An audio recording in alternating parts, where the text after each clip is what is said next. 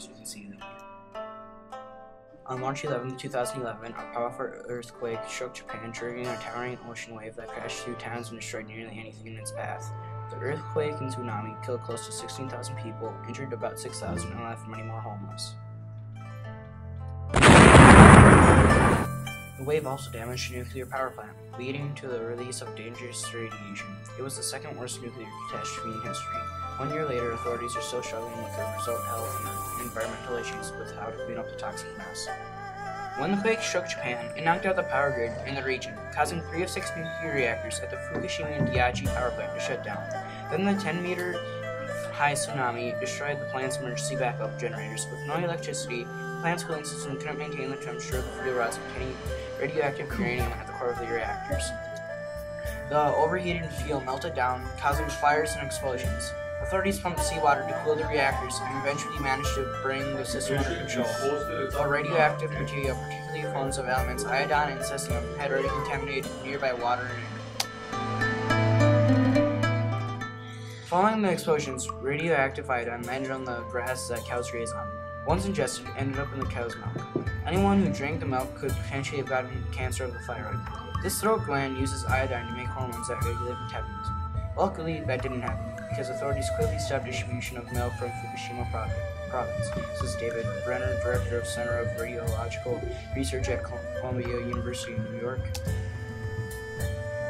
Radioactive iodine-131 has an 8-day half-life. A half-life is the time it takes for 1/2 of a radioactive substance to decay.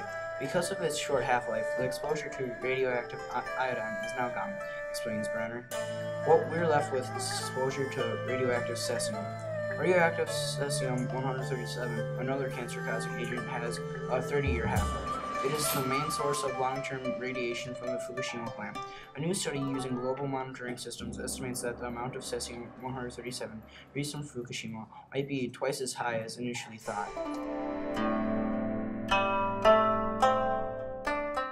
This radiation is slowly spreading around the globe via air and water, but even though a lot of people will be exposed to it, the risks will be extremely small, says Brenner. Not much can be done about radiation released into the ocean and the air. The cleanup has focused instead on getting rid of the radiation that remains on the ground. To do this, authorities are removing 4 centimeters of topsoil in some of the farmland around Fukushima.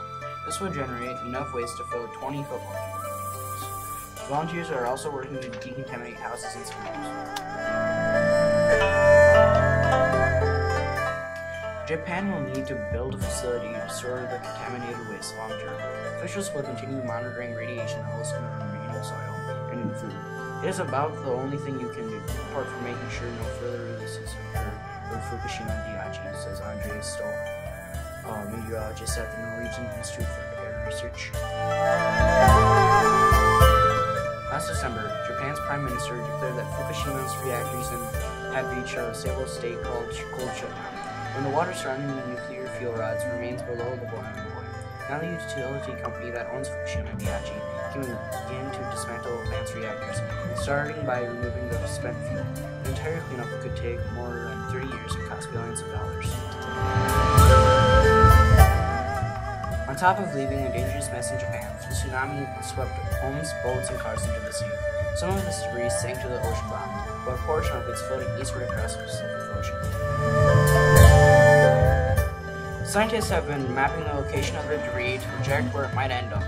Floating debris will follow ocean currents, which all come together in large gyres in the ocean, says Jan Hafner of the International Pacific Research Center in Hawaii. He predicts that most of it will end up in what is called the Great Pacific Garbage Patch, a large gyre between California and Hawaii that traps a high concentration of trash.